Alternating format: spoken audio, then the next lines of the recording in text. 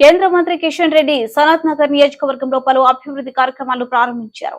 మైసమ్మ దేవాలయంలో నూతనంగా ఏర్పాటు చేసిన బోర్వెల్ ను ప్రారంభించారు.